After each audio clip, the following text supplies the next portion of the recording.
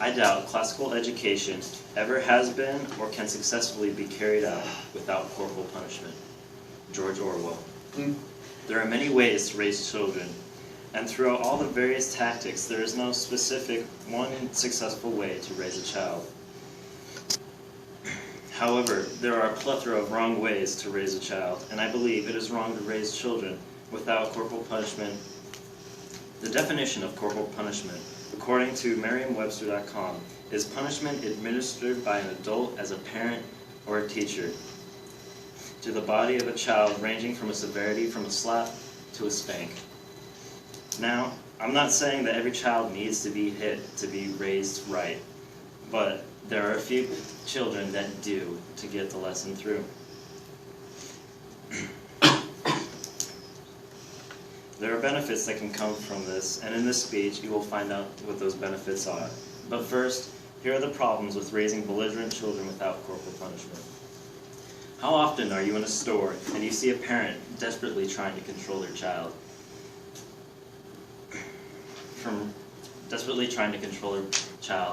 They're just running, screaming, crying throughout the store, leaving behind them a trail of debris. Yet, no matter how many times their parent counts to 3, or however many warnings they give them, they continue to act the way they do. This brings me to my first point. Kids will challenge authority, and if they have no recall for consequences of their actions. In the comedy film Talladega Nights, The Ballad of Ricky Bobby, the main character, Ricky Bobby, is raising 2 boys named Walker and Texas Ranger. In the movie, these 2 boys have been raised without any punishment whatsoever. They constantly badmouth their elders and even threaten them at some time. And I'll walk over here and show you my visual. Examples of children being raised without any consequences. Shut up in here, I'm trying to sleep. One of you turds is about to get smacked in the mouth if you don't keep it down. Quit on me, yo woman, go fetch me a beer. Your house smells like cat urine. Shut up, you old Turner, I'll beat you in the head with a shovel. We do whatever we want, you old bat. Shut those mutts up. Shut your stink hole, Chip. What are you looking at, you piece of road trash? Chip, I'm gonna scissor kick you in the back of the head. Chip, I'm gonna come at you like a spider monkey. What?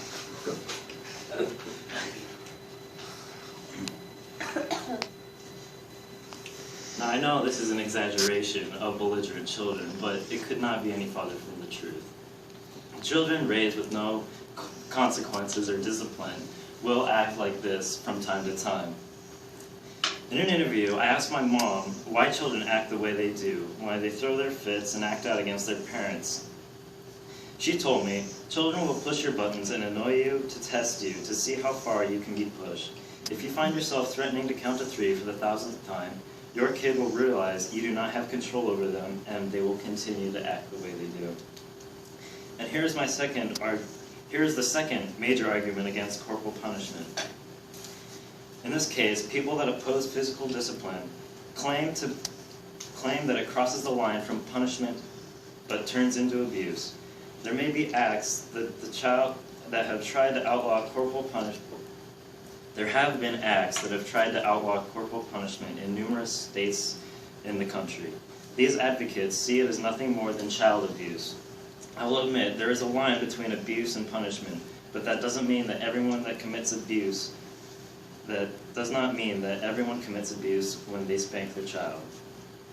In a study of parent-child interaction carried out by George Holden, a professor of psychology at Southern Methodist University, he recorded audio from home life of 36 families in Dallas, Texas.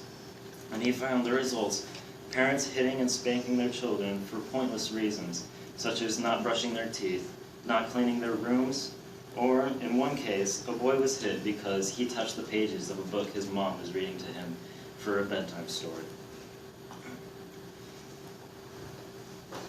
I would consider that these reasons are for abuse, but there needs to be a legitimate reason if you're going to punish your kid the way you do. And the last big argument against corporal punishment, that it affects the psychologically affects the child, and it will give them behavioral disorders. Pediatric experts find connections between corporal punishment and aggression levels with a survey of Tulane University of 2,500 kids ranging from ages 3 to 5. The results stated that kids that were spanked tended to be more aggressive at age 5. Violetta Batista, a PhD in psychology, wrote in her thesis how physically punishing the children affects the trust and bonding of the child. And bonding of the child with the parent, which will only eventually snowball into greater social disorders. This punishment will do nothing more than raises youth to the abuse of hitters. Now that I've shown you the problems about raising children without discipline and the thoughts against it, I'm going to show you the pros and benefits of corporal punishment. It's a very effective strategy of parenting, and depending on who and how they administer it. Physical discipline builds respect. There's no doubt about that. When I was a child, bad-mouthing anyone earned us a quick slap to the cheek, nothing too hard. It was just a kindly reminder to keep our mouths shut if we have nothing nice to say. Another place that my parents would threaten us if we acted out were if we were in public settings, like restaurants at dinner. If we acted up, they would threaten us to take us outside. We did not want to go outside, because outside there are no witnesses. When parenting with corporal punishment, fear is a great motivator to a certain extent. Because you naturally want your child to love you, that is just human nature, but you can't be their best friend all the time. If a child sees you as a friend or an equal, they will challenge your authority and try to become top dog. Which brings me to my second point. They will listen and obey if they are punished. They will listen and obey if they are punished, because if they are punished, they won't like that. Depending on how you punish them, from being spanked, time out, taking things away, being grounded, if they do not like it, they won't want it to happen to them again. And the third point is, it does not affect us psychologically. I'm sure 90% of us here were all hit when we were young, either as lessons to be learned or just no reason at all. Now, I know that most of us were hit, but did that raise us to be aggressive hitters? Did it raise us to be abusive? I'm sure that most of us are normal functioning human beings with nothing wrong with us.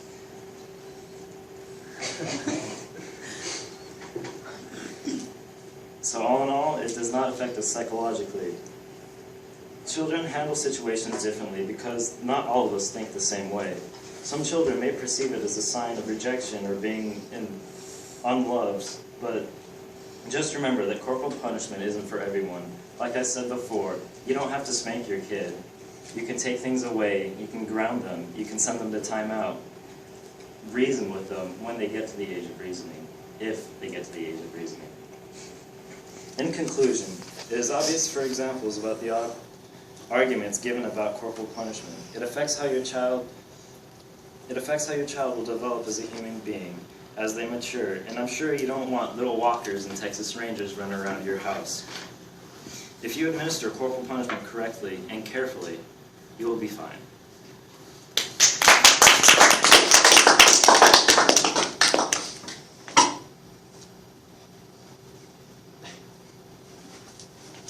Yeah, Josh. Just. Would you beat your kids if you have kids? I wouldn't say beat, Would you spank? but yes, I would. I'm an advocate of corporal punishment. Are there any other questions? Okay, good.